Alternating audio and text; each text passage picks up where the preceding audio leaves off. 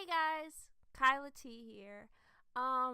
So this video is something that I did want to talk about while it was going on, but there was just so much new information coming out and different stories being spun, and then Shane Dawson, who I have never watched a video of his. I know, shocking.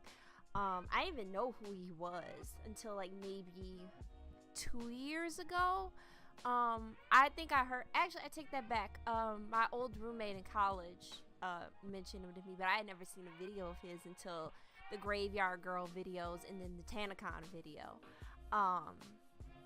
But you know, he did his little series about it, but I feel like the time has come to finally, for me at least, to talk about TANACON, because as someone who did go to a really a very notorious convention back in the day, which one day I might tell you all about, depends. But as someone who had been through that, and then to see what happened with TANACON, and honestly, I was in the camp of what did you expect? I never really followed TANA MONGEAU until I didn't even really follow her. I didn't know who she was until the whole big the stalker story stuff. I heard whispers about that, and then the whole iDubbbz thing happened, and that was like, and then the whole, and that's how I found out about her just using the N-word, all willy-nilly and stuff. And it was just like that's how I figured out about her. And then like the few videos that I did watch, which were collaborations with people and seeing their stories about her, and like how she's always late. Like, she was a day late filming with like James Charles and Jeffree Star. And as much as I don't like Jeffree Star, at least like you could have let him know he has a whole company to run. Like, he can't just be putting off everything for you. So to hear that this con, which she planned in like maybe a 3-month time period, all of a sudden like just blew up in her face, I'm not surprised. Because for one thing, she's very irresponsible, and she often pushes this off to her age. But I know 19 and 20-year-olds who are out here starting businesses. I know 19 and 20-year-olds who actually have their shit more together than me, or even a 30-year-old right now. Age does not excuse competence, okay? There are 17-year-olds who are doing better than some 40-year-olds right now, and vice versa, okay? Age is not an excuse. It is not an excuse. Like, in this case, let me say age is not an excuse, because you have something that a lot of people your age don't have, which is a team of people that can help you out in planning what you need to do. Your problem is that you think you know everything, so you don't choose to listen to them. Either that, or you have such bad judgment in people that you're not listening to the ones who actually critique you. You only want the yes people. And that's how people end up destroying their careers, is they only have yes men around them. And then when reality hits and shit goes sideways, now all of a sudden it's like, oh, I didn't know. But no, you knew. James Charles himself was talking about how he had to end their friendship because he told her time and time again. There was even video footage of him saying this at the convention, I think. Not him, but like somebody else, I think, at that convention, telling her this is worst case scenario, this is what we have to do, like we have to end this now. And it's like, if you had people telling you this since the beginning, you should have listened to them. Because if you felt for a minute that Michael Weiss of Good Times was not being honest with you, if you felt that something was wrong, you should have said, you know what, maybe we should push this back, or you know what, let's just put a pause on this, refund everybody, and let's figure this out later down the line. And there's no shame in that. There's no shame in saying that you need to take time, especially with her fan base, which is as loyal as it is, which is kind of a shame too, because they really need to call her out on this. Because if she doesn't, this is the thing, is that she's one of those people who needs a drastic, ultimate thing to happen for their actions to be put into perspective. You know, it's kind of like I always act like a jackass, and then something happens where ultimately that behavior backfires on them immensely, and that's what it takes for them to understand what they were doing was wrong. And I hate that has to happen for some people, because in the end it hurts them in ways I don't think they were expecting, or it hurts other people in the process. But if that's what it, honest to God, takes for you to finally wake the fuck up, then so be it. And this has to be her moment. But the thing is that if her fans just let it go and they let this shit ride, then she will never learn. And she'll end up being like Logan or Jake Paul, who are they're still in their early 20s, you know, coming in probably to be in mid 20s. And they're going to be making all the excuses. Watch it. Logan and Jake Paul and her are probably going to be later on in their 30s talking about, oh, well, I didn't know, I'm still learning. Like, no, that shit excuse gets done. For a lot of people, it is over at 18. Like, that excuse for me, especially with my mother, flew out the window at night at like 18. 18, that was it. The moment that I had to get, like, the moment that I could enlist in the army, the moment that I could finally sign off on my permission slips, the moment that I could finally get a license, the moment that I could go buy cigarettes, that shit was like, well, if the government sees you as an adult, then you are officially an adult. So you have to start beginning to act like one. Yeah, you can still make mistakes, but you have to own up to it. And you have to realize that at a point, just saying, oh, well, I'm 21, I'm still learning. Like, but you knew better. That's the thing. Like, certain cases, it's just kind of like that excuse is no good. And that is one case here where I'm like, no. And this is coming from a 24-year-old. No. She just recently turned 20. Well, when you hit 21, that excuse really goes out the fucking window, okay? Like, I'm telling you right now, you have to learn how to take responsibility and own up to your, like, for your faults and with your shit, okay? Like, this is getting out of hand. But yeah, so I'm actually recording this before I actually watch her video, and then I guess I'll come back with my own reaction to it. But yeah, I've basically just spent 7 minutes explaining why she needs to stop using one main excuse, because honestly that's going to be detrimental to her down the line. And I ultimately don't want to see anybody fail in life. I really don't. I don't have any ill will toward this girl. It's just that when you act so irresponsibly and just so just seemingly like without a care in the world, without realizing like, uh-oh, shit, I actually have responsibilities to do. But then when you realize it, you just kind of shrug it off or whatever. Like, I'm rambling a bit now, so I'm gonna watch this and I'll be back with my thing. And oh my god, this is an hour long. A few moments later. Okay, I'm only 20 minutes in, but already kind of, so she's talking about how VidCon, you know, screwed her over and she made this event out of spite, which, I mean, we've all said and reiterated before. But one thing that I noted was that she mentioned that her, I believe, manager Jordan wasn't for this. He wasn't going to do it on the dates that I think, from what I'm gathering, it sounded like she did want it to happen the same time as VidCon. And her manager told her that, like, not to do it, or that at least he wasn't going to do it.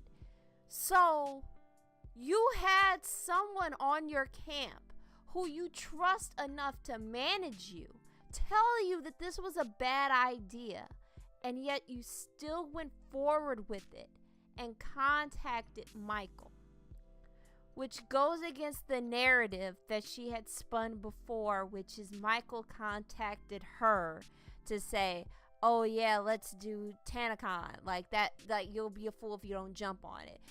She has said before in these other past like 10 minutes that she was motivated by the support she got online for it and thought that she could do it, and that if she did do it, she would want to do it around VidCon dates. But her manager said no. that's too short of a time period. I'm assuming that's what he said, but she just said in general that he didn't want to do it. And so she just said essentially, well, fine then, I'll go find somebody who will. And she did. So at this point, even though Michael still has blame put on him, the way that she made it sound before was that this was his brainchild and she was being manipulated by him. And that doesn't seem to be the case.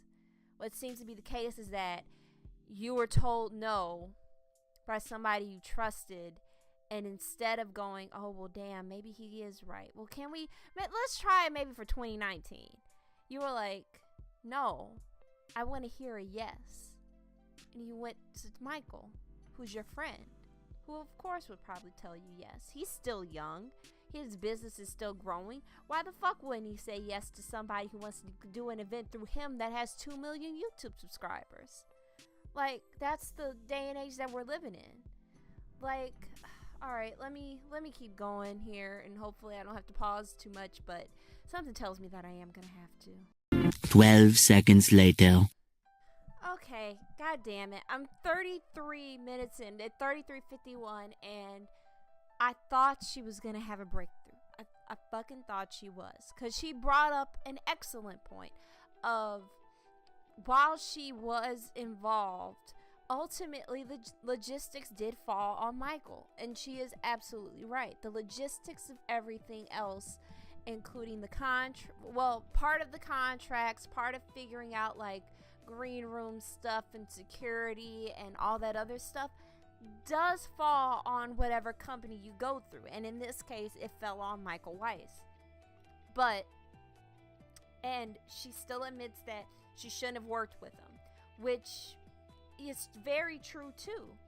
But then she even admitted it was a crutch. She fell back on, I was a 19-year-old girl. Michael Weiss, to my knowledge, is, I believe, 20 or 21. If you at 19 don't believe that you can make a con, what makes you think that at 21 this guy knows what he's doing? Now, this is not me implementing my logic or beliefs like I mentioned earlier. This is me using Tana's logic and her crutch of her age. So if you don't think that you can do it at 19, what made you believe? What made you believe that this kid could do it? Because if that's the logic that we're going with for this argument, Tana, because then if you're a kid, he's a kid too. So why are two kids planning a con for 5,000 people? Okay, this is what I'm not getting, and the fact that she fell back on this again and she admits that it's a crutch is just, you don't understand. You don't understand that you can't keep defaulting to this. You cannot, because you know what? If someone wanted to sue you for TANACON, guess what they're going to try you as? An adult. They're not going to be like, oh, well, she was a kid. She didn't know what she was doing. No fucking judge is going to care about that. No fucking attorney is going to care about that. Because you are an adult in the eyes of the United States government. I'm not saying that anybody's going to sue her, and I'm not saying or wishing that. But it's just an example of when you fuck up, that excuse is no longer applicable once you hit 18. For a lot of people, it's not. And for me, it didn't happen. For a lot of my friends, it didn't happen. And I know some people who still get coddled by that excuse. And guess what? They are some of the most irresponsible, standoffish, just really unpleasant people to be around, because they feel that because there's no consequence for their actions. They always come up with excuse after excuse, even when there is no other excuse to be had. And the fact that I don't know what needs to happen to get her to stop doing that, and to just own. It's like she's owning up, but she's backtracking. because she's ultimately right in the sense that, yeah, all the logistics stuff should have been handled by Michael. But if you felt that he was being fake with you, and if you felt that he was lying to you or manipulating you, and you admit that people told you not to work with him, you could have stopped and said, you know what, I'm sorry, but I'm gonna have to go with someone else for this project. I'm gonna have to maybe work with Bella Thorne's team. I feel more comfortable with them. Because this kind of shit happens in the business world all the time. Contracts are made. Sometimes they're broken. Deals start or they end. It's a part of being an adult is confrontation. Part of being an adult is making hard decisions. Part of being an adult is facing something unpleasant that you don't want to do, but you know you need to do, either for the good of you or those around you, or just to further a cause that you want to get done. Being an adult is not easy, but you can at least try to start building up a storehouse of what to do in situations like this. Like, I know me, I have a lot of friends who have real big social anxiety. They can't really talk on the phone or talk to like business people for too long, like let's say the loan company calls. That, you know, that's a bit much, but they have learned how to kind of deal with it, how to push past their anxiety, because they know that this kind of shit is gonna happen. So they learn how to kind of deal with it in their own way. Me personally, I've gotten better with having those kind of conversations and with confronting people on shit as I've gotten older. And I actually got better at it when I started college. Like, toward the end of high school, going into college, I have gotten so much better at actually voicing my opinion and voicing my concern and being able to kind of stand up for myself in certain ways, or at least be able to have well thought out conversations or just confront people, and you know. And it's gotten better as I've gotten older, and a lot of my friends do come to me in case they need me, or if they need someone to, like, hey, can you call this person to like do this for me, blah blah blah. And I don't mind, because I understand that. But you know, it's just, but it, like, I'm trying to figure out how one can dodge being an adult for so long. So I finished it, and I'm looking through the comments section. There's mostly people talking about how she monetized the video. I personally put on my ad block for it because I did not want to give her any money. And I know that sounds really cruel coming from another YouTuber, but honestly, I don't want to. But I finished watching it, and essentially, I have to hear Michael's side now, because I just heard an hour of her deflecting, it seemed. It's like, yeah, I fucked up, but Michael, and it's just like, yeah, Michael fucked up too. No one is denying that. What we're saying is that, do you understand how your role in all of this affected the outcome? Like, it seems that she just went with, like, every moment it would be like she'd bash Michael for like 5 to 10 minutes, then come out and say like, but you know what, I'm a moron because I believed him, I trusted him, blah blah blah. And it's just kind of like, the more you sit and you listen to this, the more it's like, well, if you saw all these signs and all these people told you no, why did you keep going with it? And she keeps bringing that up, like, oh, she was an idiot for even doing that or still believing in him. And then it's like, well, yeah, you are, or you were, but like, blaming Michael or continuing to bash Michael is not going to give those people their time back. It's not going to give people their money back.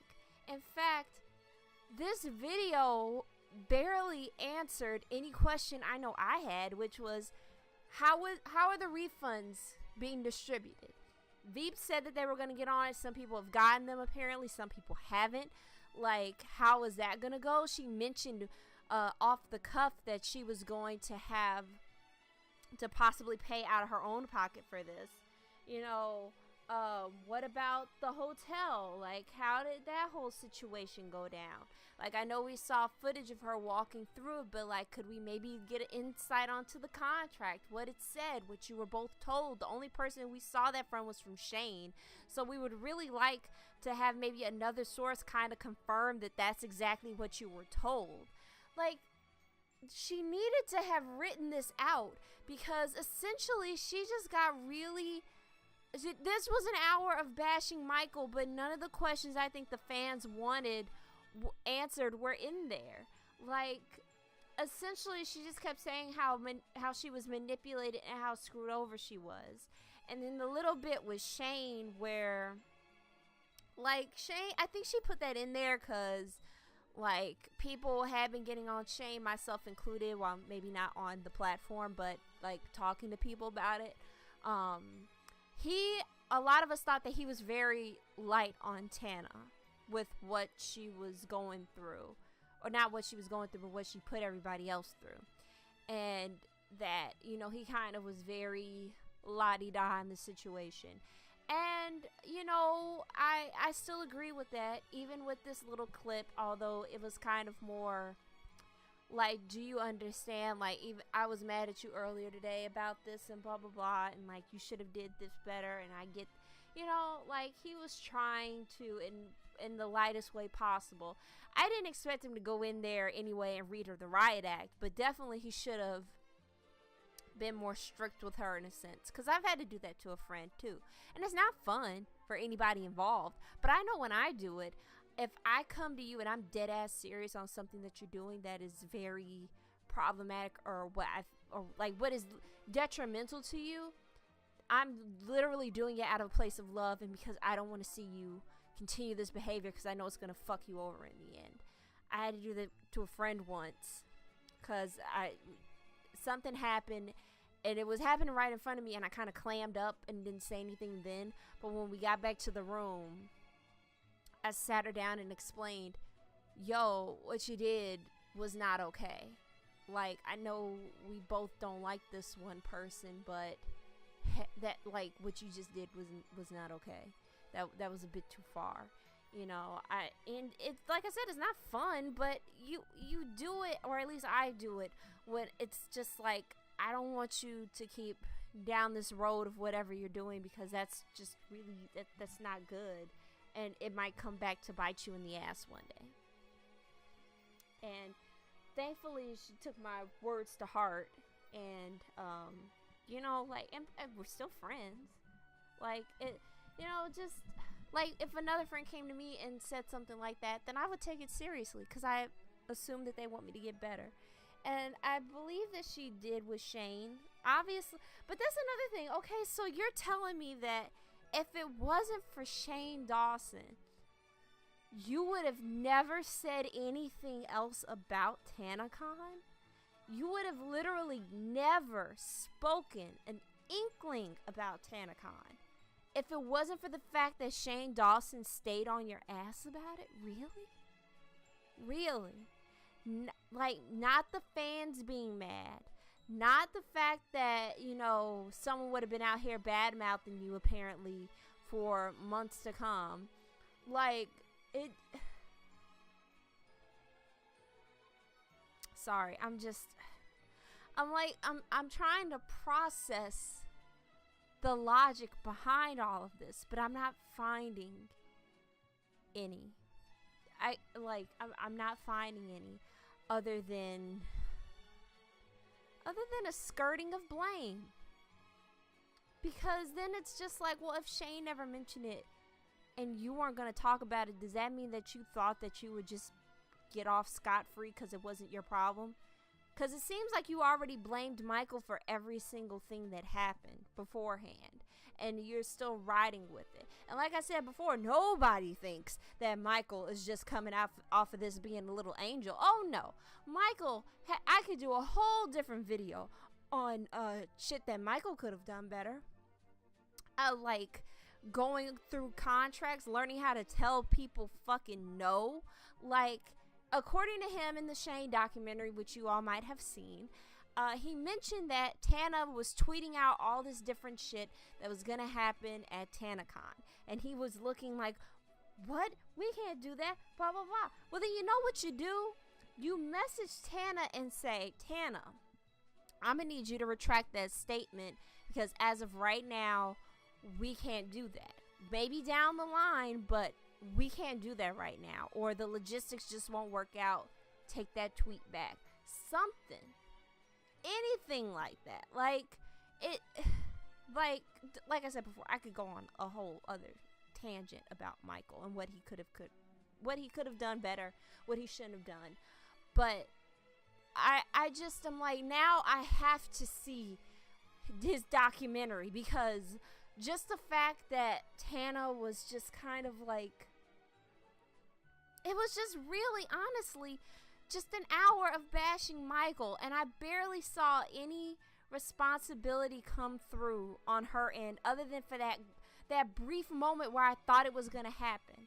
And then she fell back onto that stupid age excuse, which is driving me up a goddamn wall. Because did we not put James Charles through the ringer for that ignorant ass comment he made about Ebola in Africa? And he's an actual, like, high school student. Like, he's an actual high school student. And high schoolers say some really ignorant fucking things. I know I did when I was in high school. Thank God I had the good enough sense not to put it on social media. But, like, he said some ignorant ass things, and we put him through the fucking ringer on it. And he learned and actually got confronted with it when he went to Africa, because they saw that tweet. And he actually had more to lose than Tana did, because he had like a CoverGirl contract or something like that for the mascara campaign that they had. Like, sorry. Like, and he actually learned a valuable lesson and had been doing pretty decently well in showing that he learned. And he's in fucking high school. You are just now 20, formerly 19, and yeah, you had to face up for dumb shit that you said back in high school when that came up too, and you seem to be very regretful for it. So it's like, if you can at least learn from that and at least face responsibility in that, I would have assumed that you would have learned down the line how to deal with responsibility, or at least take responsibility for your actions. Like, I don't know, y'all. I don't know. I don't know if this girl ever learned. I think her fans, who are also all teenagers, because they feel that, you know, I get it. Responsibility is not fun. It's very hard.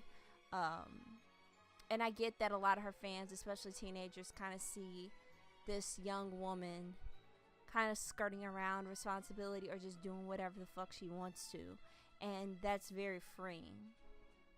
But it's not reality, because even those people who are older, who get more freedom in what they want to do in their life, they still have to face some form of responsibility. Like, even the people who travel around the world and get to do fun shit, you know, you still have the responsibility of not disrespecting the culture, hopefully. You know, being mindful of stuff, like making sure that all your stuff is on time, your paperwork, making sure that you can get your flights on time, especially like if you vlog, make sure that you can find time to edit, or if you hire somebody, like, we all have to face responsibility at some point in our lives. That's why they kind of get us started on it. Like when we're younger, maybe like when you were 10 and you finally had to start doing chores around the house or something like that. Like, it's to get you ready for the harder shit that comes down the line, when you have to face harder realities. And sometimes, like I said, I'm making this seem very grim, but there are also really good responsibilities to have. Like, responsibility doesn't always have to be that, like, grim. Like, that would have been fucking amazing if TANACON did go off without a hitch. To her credit, to then be like, I'm responsible for starting an independent YouTube creator conference. Kind of like how the Hank and John Green did with VidCon. And it blossomed from that. That's their responsibility. That's their thing. And this could have been her thing.